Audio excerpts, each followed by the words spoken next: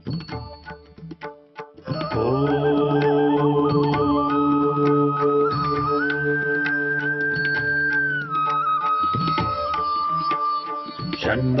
मित्रः शं वरुणः शन्नो भवत्वर्यमा शन्न इन्द्रो बृहस्पतिः शन्नो विष्णुरुक्रमः ॐ शान्ति शान्ति शान्तिः।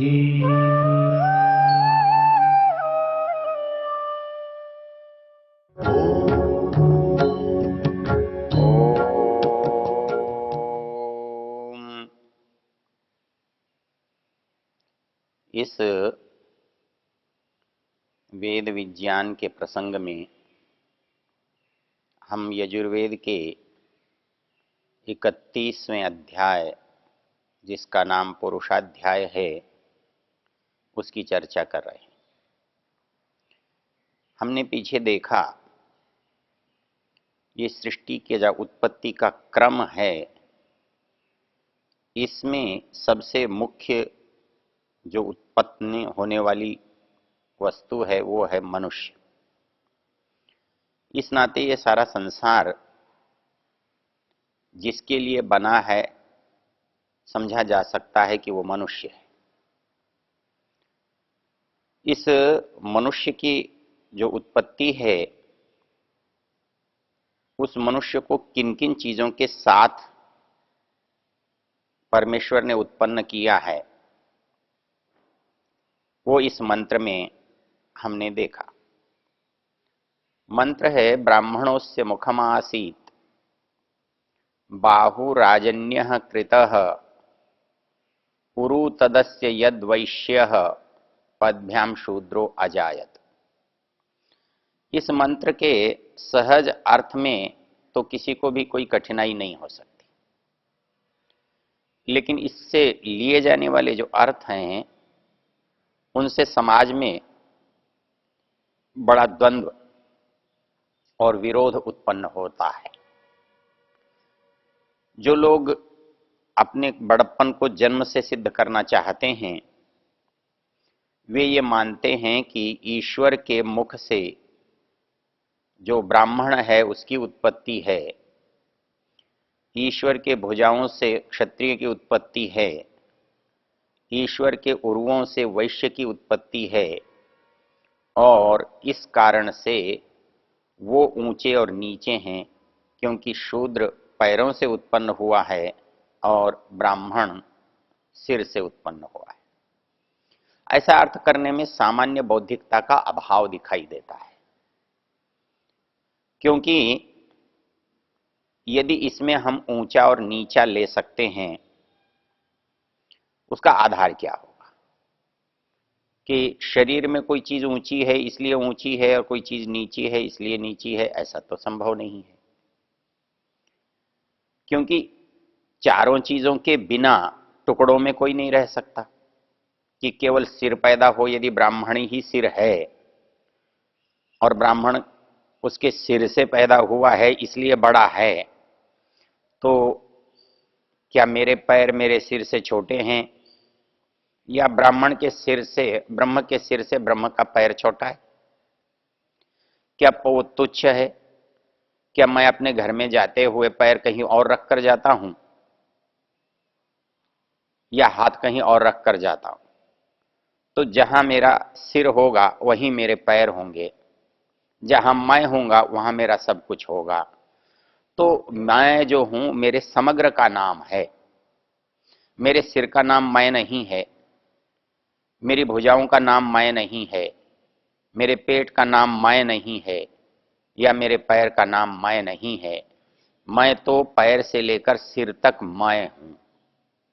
ऐसी स्थिति में ये कल्पना करना कि कोई सिर का से उत्पन्न है इसलिए श्रेष्ठ है और कोई पैर से उत्पन्न है इसलिए निकृष्ट है, ये एक अनुचित और मिथ्या कल्पना है। और दूसरी स्थिति ये है, जो चीज उत्पन्न हो रही है वो कहीं से भी उत्पन्न हो, वो समग्र उत्पन्न हो रही है। कोई चीज पेट से उत्पन्न होती है तो खाली पेट थोड़ा ही उत्पन्न होता है। उस पेट से उत्पन्न होने वाली वस्तु में सिर से पैर तक सब कुछ उत्पन्न होता है। इसलिए आप इसको विभाजित करके, टुकड़ा करके देखने की आदत कैसे डाल सकते हैं। इसमें और दो बातें बड़ी अच्छी हैं, विचारने की हैं। हमारे जो लोग ये मानते हैं कि परमेश्वर के मुख से कोई पैदा हुआ है या परमेश्वर के पैर से कोई पैदा हुआ है, तो ये मानना पड़ेगा कि वो निराकार से तो पैदा नहीं हो सकता, क्योंकि निराकार का कोई हाथ पैर कैसे होगा। क्योंकि निराकार वस्तु के आप हाथ पैर का निर्णय कैसे करेंगे। ये आकाश निराकार है, आप ये कैसे कह सकते हैं कि इसका सिर कहाँ, इसका पैर कहाँ, इसके सिर से कौन पैदा हुआ, इसके पैर से कौन पैदा हुआ, ये कल्पना आप कैसे कर सकते हैं।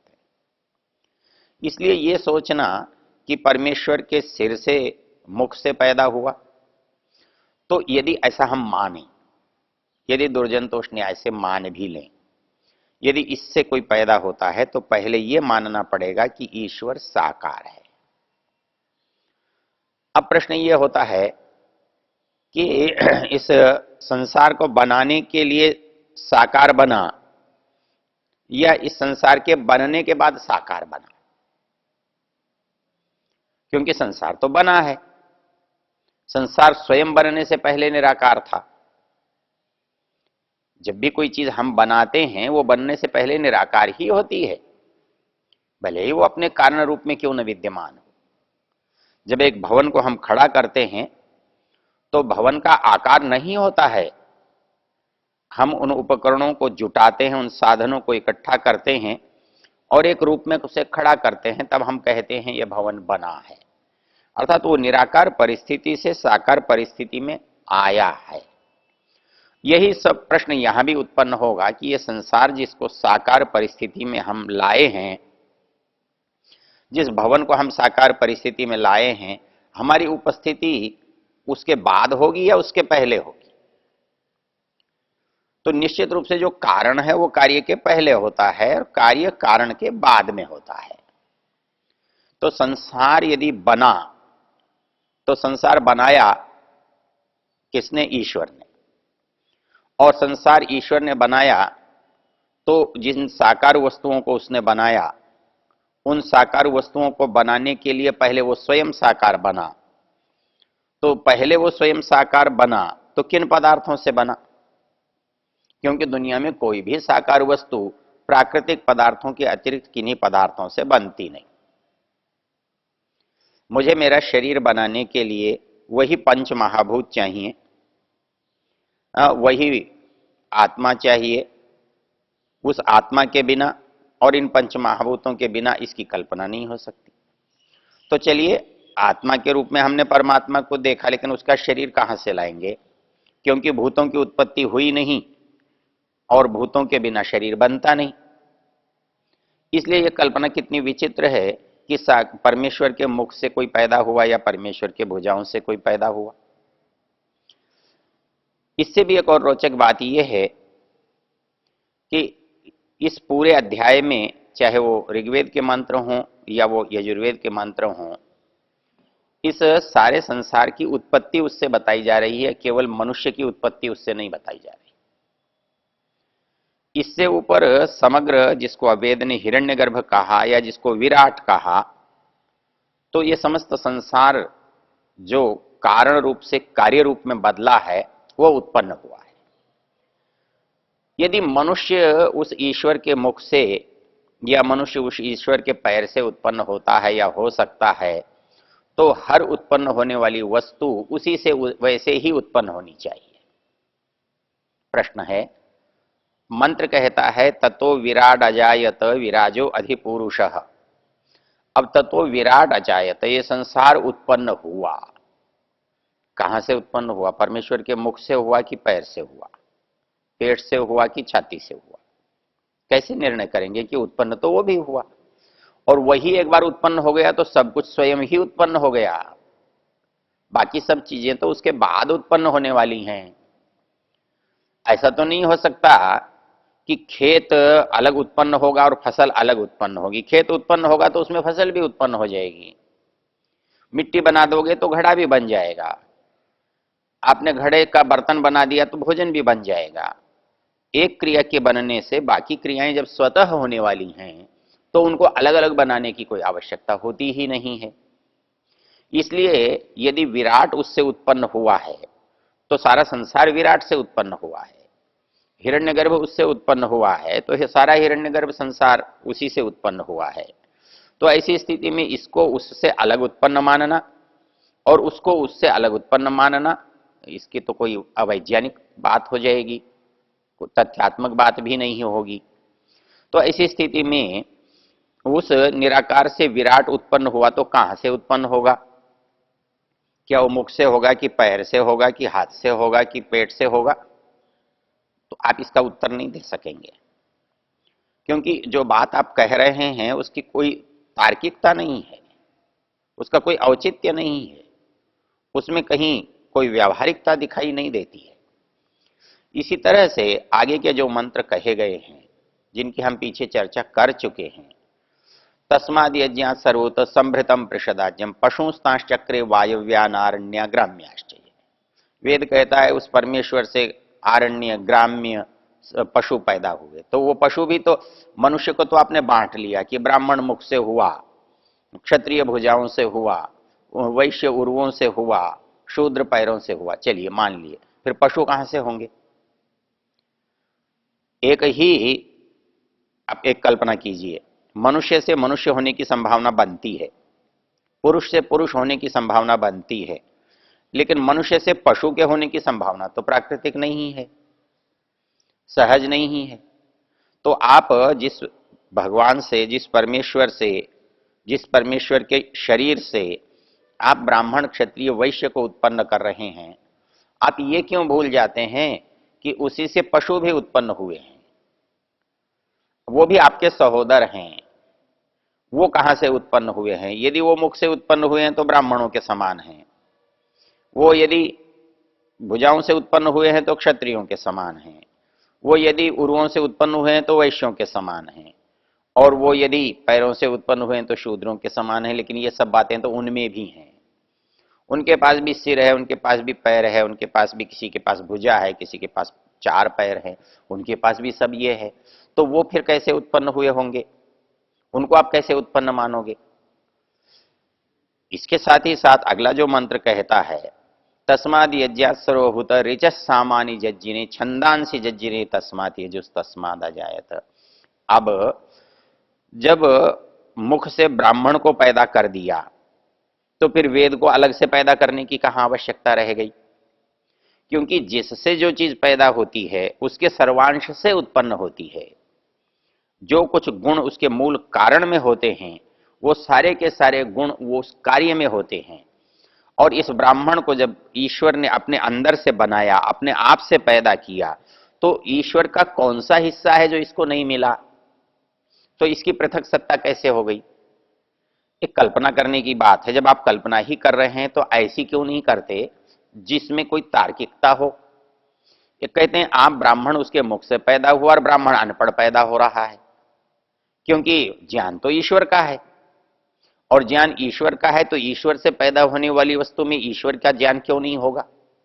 लेकिन ऐसा तो नहीं है, फिर तो पशु भी वेद पढ़े हुए होने चाहिए, क्योंकि जिससे जो चीज उत्पन्न हुई है उसके समग्र गुण उसके अंदर, समग्र बातें उसके अंदर होनी चाहिए। लेकिन ऐसा तो नहीं है, इनकी सत्ता एक ही सत्ता से बनी हुई है, ऐसा तो नहीं हो सकता।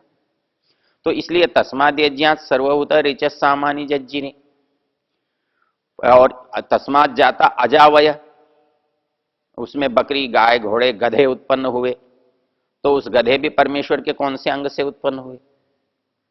तो जो परमेश्वर का अंग गधे उत्पन्न करता है, या सुअर उत्पन्न करता है, दूसरे जानवर उत्पन्न करता है, तो उसका गुण भी वैसा ही होगा, चाहे वो सांप का हो, चाहे मगर का हो, चाहे शेर का हो। तो जब आप इस सारे संसार की उत्पत्ति उसको मान रहे हैं तो इसके चिंतन की तार्किकता क्यों नहीं स्वीकार कर सकते? जब मैं कहता हूं कि ये भवन मैंने बनाया है, ये भवन मेरा है, तो ये क्या भवन मेरे अंदर से पैदा हुआ है? ये चीजें मैंने बनाई हैं, तो मैंने बनाई है का अर्थ मेरा हिस्सा थोड़ा ही है, इनमें मेरापन किसी अंश में है, मैं कारण हूं, उसमें केवल इतना बोध होता है कि इसके निर्माण में मैं कारण हूं। वैसे ही इस सारे संसार के निर्माण में परमेश्वर कारण है। अब वो कारण कौन सा है, ये तर्कसंगत बात है, इस पर विचार किया जा सकता है। तो ब्राह्मण के उत्पन्न होने में ईश्वर उपादान कारण है, या ब्राह्मण के उत्पन्न होने में ईश्वर निमित्त कारण है, या ब्राह्मण के उत्पन्न होने में ईश्वर जो है वो सामान्य कारण है?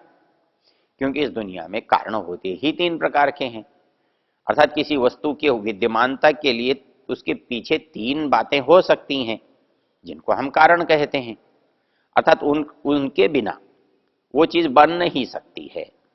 उपादान न हो तो भी वस्तु नहीं बन सकती है, निमित्त नहीं हो तो भी वस्तु नहीं बन सकती है, और अन्य कारण जो होते हैं दिशा काल, वो भी न हो तो नहीं बन सकते हैं।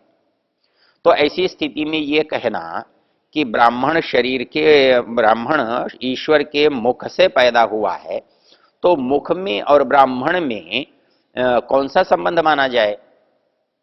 वो उपादान कारण माना जाए कि वो निमित्त कारण माना जाए कि वो साधारण कारण माना जाए? तो ऐसी स्थिति में जब हम मंत्रों का अर्थ करते हैं तो उन मंत्रों के अर्थ के पीछे जो बात प्रसंग से चली आ रही है उससे हटकर हम कैसे कर सकते हैं? मैंने आपसे निवेदन किया है, जब हम वेद मंत्रों का अर्थ करेंगे तो बिना प्रसंग के कैसे करेंगे? क्या हम ये भूल जाएंगे कि ब्राह्मणों से मुखम आसीत इस मंत्र का अर्थ करते हुए कि ये सृष्टि उत्पत्ति का प्रकरण है और इसमें संसार परमेश्वर ने कैसे बनाया, परमेश्वर से संसार कैसे बना, इस बात पर विचार किया गया है।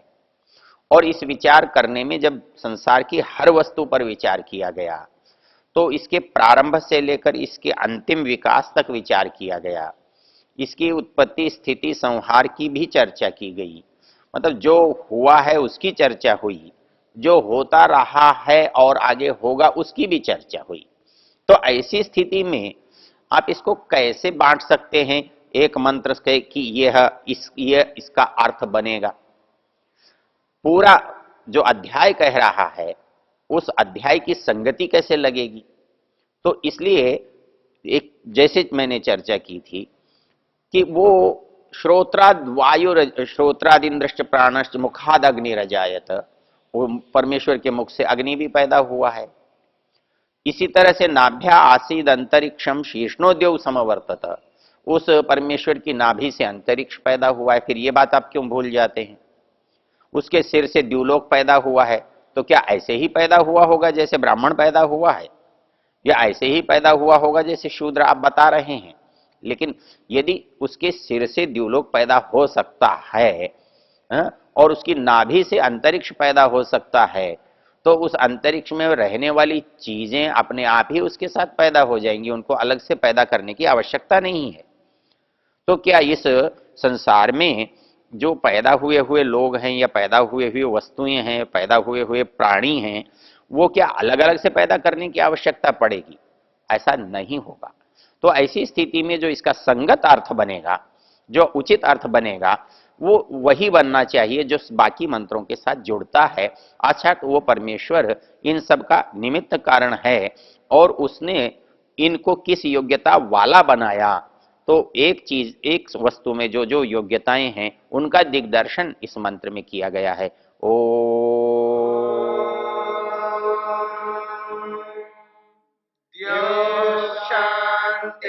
शांतिरंतरिक्षम शांति पृथिवी शांतिरापः शांतिरोषधयः शांति वनस्पतयः शांतिर्विश्वे देवा शांतिर्ब्रह्म शांति सर्वं शांति शांतिरेव शांति क्षमा